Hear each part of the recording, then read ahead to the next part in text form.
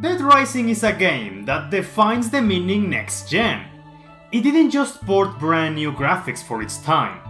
It did so by pushing the Xbox 360 to its limits and proving what it was capable of. Resident Evil 4 is considered by many to be a masterpiece. Even if it's believed to be the catalyst that caused future entries to focus more on action than horror, its success and popularity are undeniable. What does one have to do with the other? Well, someone at Capcom looked at these two games and thought, ¡Asu!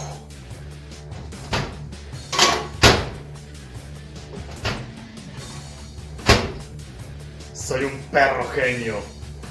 Dead Rising Chop Till You Drop, a port of the Xbox 360 Classic on the Nintendo Wii. What the hell? Well, understanding its existence is not hard at all. Capcom simply saw that the Wii port of Resident Evil 4 was a critical and commercial success, so they thought, hey, why not do the same with Dead Rising? This baffles me on so many levels because, with Resident Evil 4, it makes sense.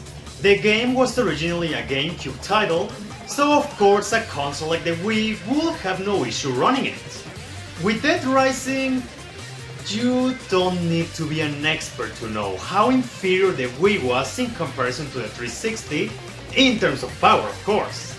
Sure, power doesn't mean anything if you don't use it correctly. But I mean, Dead Rising is already a good game on its own. So when you move that to the Wii, at the very least we can expect some drop in quality and maybe some cut corners. Before we begin with the review itself, I want everyone to be on the same page. What is the Dead Rising series? Well, 4 is a pile of shit. I've already talked about that one. It fucking sucks. But the good games follow the steps of their protagonists and their struggle to survive a zombie outbreak. The challenge comes from a time limit they have to take into account while they solve cases, fight psychopaths, and rescue survivors. The fun comes from how much liberty you have, and the fact that you can grab anything, from straight up weapons to the most mundane objects, and use them to kill as many zombies as you can. That is the most basic definition I can give to people who have never played any of these games.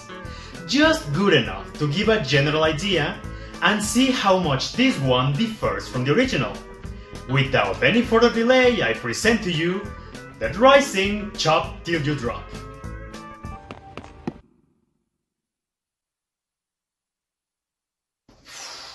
Ya bailó Berta. Well, time for plan B.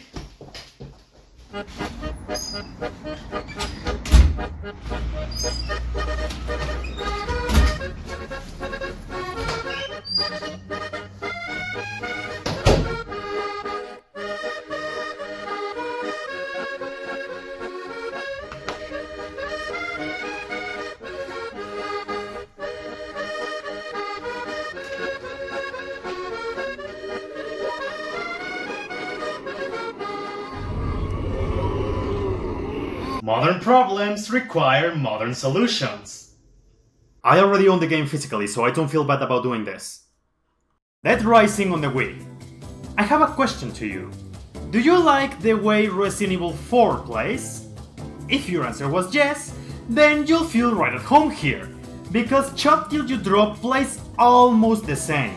From tank controls, the way in which you shoot, and only doing certain actions when a prompt pops on. I know this game uses an altered version of the Resident Evil 4 engine, but why straight up change the whole gameplay? That's something I couldn't find much information on. From the get-go, we're already far removed from the norm, and that's not exactly a bad thing. Resi 4 already controls well enough. I've even seen people consider the Wii version the best one, simply because aiming with the Wiimote is extremely fast and precise. The interesting thing here is how this reflects on a game with a different structure and how it adapts its unique gimmicks into it.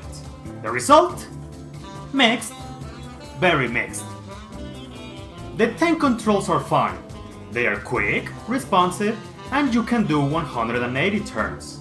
Most of Frank's special moves are locked behind button prompts and quick time events that appear in certain situations, and because this is the Wii, yes, shaking the Wiimote is prevalent here. The gunplay is great, a major step up from how clunky it was in the original, and even better than Resi 4 in some areas. I genuinely like picking up items such as money and ammunition automatically, instead of having to manually get all of them. Being given the option of switching between 4 weapons on the go instead of pausing the game every time makes the combat flow better. Since now there is a bigger emphasis on guns, that means the melee combat received a downgrade. You see, in this game Frank West can only hold one item at a time, and this again is mixed. With this third person over the shoulder gameplay, I like being given the option of having an alternative to attack. Sometimes you just don't want to pump a shotgun for just one zombie. Might as well hit it once and move on. This option is good from the Resident Evil 4 angle, but from the Dead Rising angle, it undermines the joy of grabbing everything. By carrying just one item, it doesn't give you much reason to experiment. For example, one of my favorite things to do in the original is to kick a soccer ball and see how it bounces off all the zombies. When I find a ball, I don't need to kick it right away. I can save it in my inventory, use another weapon, and if I see a big pile of zombies, that feels good. In the Wii version you can still do that, but since you're only allowed one item at a time, there's not much incentive to do it. I'd rather stick to what I know is reliable, which is either bladed weapons or the skateboard. And I'll be real, the skateboard wins most of the time. Which leads me to a big problem I have with this game. Roadblocks. You know, limiting your movement is one thing, but why would you make it worse by arbitrarily blocking so many roads? The Willamette Mall remains mostly the same, but it's plagued with so many unnecessary obstacles. I don't get the point of any of this. The mall was great because you could use different routes to reach your destination. Maybe go through the zombie horde, take the safe route to avoid conflict, or go upstairs to get the katana. In this version, the obstacles are placed in such a way that every section of the mall can only be one predefined route. Oh yes, I also forgot to mention, you can't jump whenever you want here, and it's so stupid. Not only are the roadblocks as simple as a warning sign, some of them are in places that don't make sense. What's the point of this one? What is this supposed to block?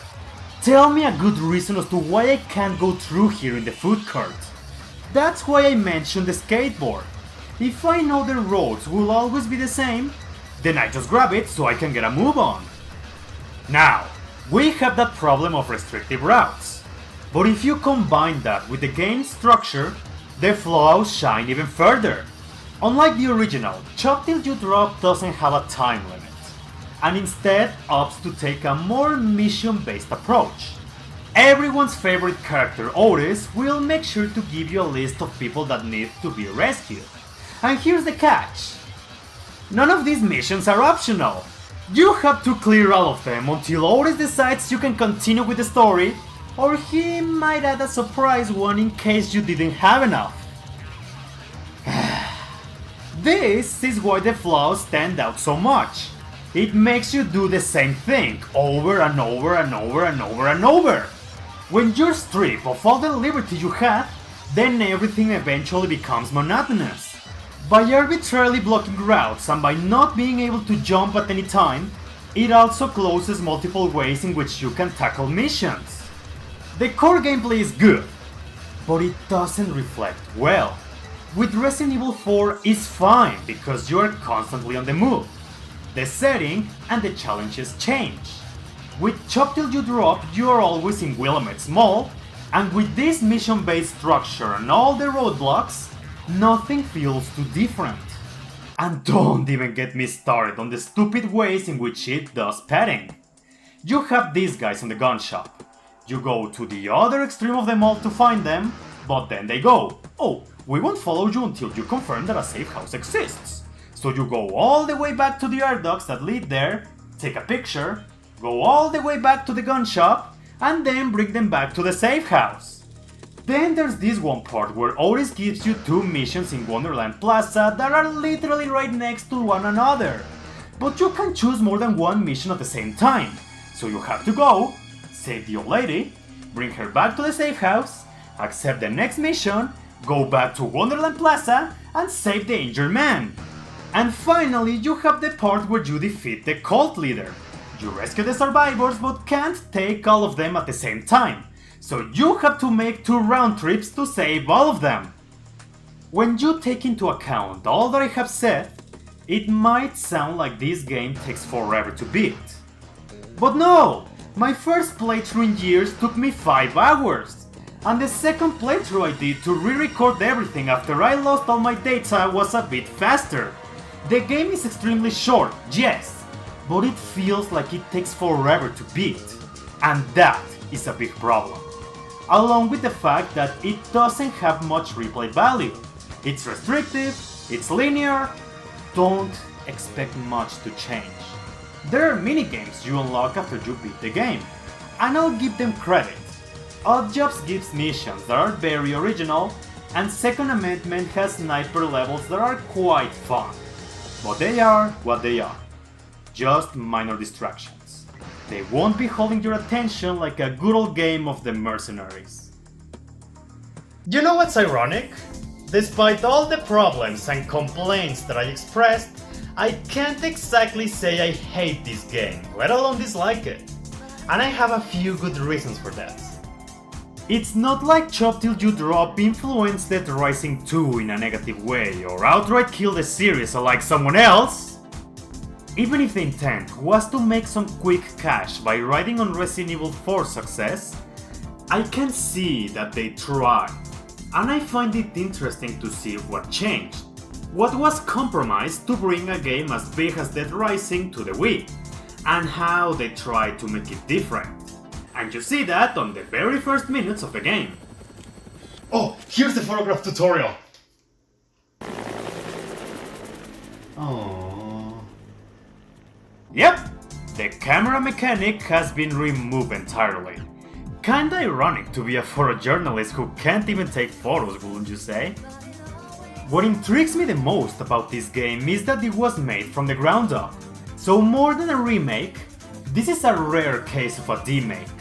Since the Wii is obviously not as powerful, there's less zombies on screen. They went from a maximum of 800 to 100. That's a drastic drop. They tried to compensate it by adding variety, like annoying zombie poodles, zombie parrots that throw live grenades at you, and some psychopaths were transformed into super zombies. Other psychopaths were outright removed, and one of them, Cletus, the gun shop owner, actually survives in this version and takes the role of a merchant. And I mean... Resident Evil 4's merchant. Wow, they weren't even trying to be subtle about it. Oh yeah, also, the infamous battle against the convicts became a quick-time event sequence. That's a bit sad when you consider how much anxiety these 3 guys induce in the original. Probably the biggest difference from the original that I already mentioned is that Chop Till You Drop has no time limit. That means there is no way to get a bad ending, unless you somehow manage to screw up the case with the bombs. Time only moves as you finish missions, and all of them are timed individually. The better and faster you do them, the better you rank. Easy as that. One feature that I find really funny is the option to alter the blood. If red is too much for you, you can always change it to green or replace it with white sparks. So if you're a person who likes to kill zombies, but can't stand blood, this is the version for you.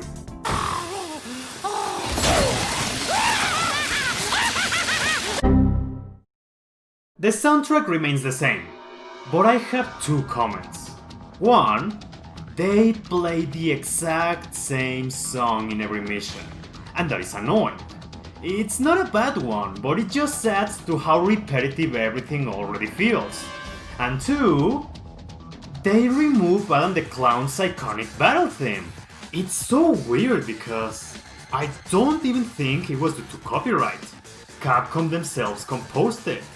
He's the only psychopath with a different battle theme. Graphics are obviously inferior. The models are less detailed, which makes killing zombies not as satisfying as before. And the cutscenes, while they have lower resolution, look very nice. They were taken straight out from the 360, which means that, unlike the original, Frank will always wear his default clothes, even if he has something else on. I have to say, the lighting in this game is bad. It looks fine with the footage I recorded, but in person, I can barely see anything at night. I know that's a potential issue with modern TVs nowadays, but this game in particular is so dark that I can see my reflection on screen even with the brightness all the way up. I never had that issue with other Wii games before. There is, however, one change that severely improved the worst aspect of the original. The survivors' AI. They are not brain dead now. Sure, they can be idiots at times, but not outright stupid. An improvement to them is a godsend because in the original they were like, go!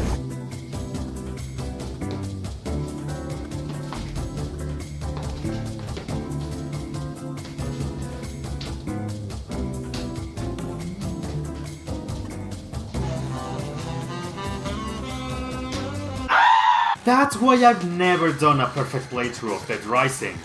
They're that bad.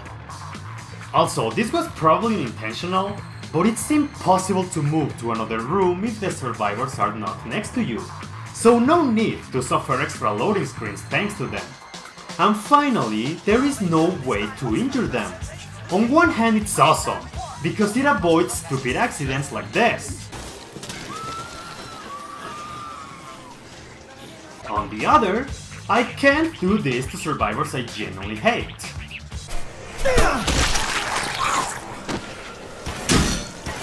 Yeah, I think those were pretty much all the drastic changes that were done. Some were good, others questionable, and others bad. Again, I just find it interesting to see how much changed to bring this game to the Wii. But there is one last personal factor as to why I have a small attachment to it. This was my first exposure to the Dead Rising series, and I have someone to thank for that. I've been there. Club Nintendo is for Mexico what Nintendo Power is for the US. I used to buy this thing every month, and one day, zombies on the cover. That alone got my interest, so I opened the magazine and BAM! There it is! Dead Rising Chop Till You Drop. I remember reading this whole article many times because the pure concept was so fascinating to me. Frank, a journalist searching for the scoop of a lifetime, arrives to a town where the dead are walking. To save yourself, you must take refuge in a shopping mall where a unique adventure awaits you. A whole arsenal of options are at your disposal. If you run out of bullets, use whatever is at hand. This hooked me. I wanted this game so badly that you could say I spoiled myself the entire story online. Eventually I got it, and absolutely loved it. I probably played it like 3 or 4 times. That's why I don't dislike it. It's bias, I know, but that doesn't change the fact that this was my entrance to a franchise I will fall very deep in love with. Later down the road I will play the rest of the series, with all of them being superior in every way. Except the Survivor's AI in 1, and the entirety of 4. I fucking hate 4. And of course that will make me see why Chop Till You Drop is not really worth to play nowadays. The only people I can recommend this game to is to Dead Rising fans who are very curious about it. I can't really say this is the best starting point for newcomers. Sure, having no time limit might be great to some, and the story is still there. I do believe the struggle of Frank West in Willamette Mall is totally worth experiencing. but the rest of it just barely scratches the surface of what makes Dead Rising what it is. If you want a third-person action game with a heavy emphasis on shooting and fighting infected, then you play Resident Evil 4. If you want a game that gives you full freedom and lets you use everyday objects to hilariously kill zombies, then you play the original Dead Rising. The games are far more accessible now, and offer much more worth in both content and replay value. So remember, be yourself. Don't try to appeal to more people by copying Resident Evil 4.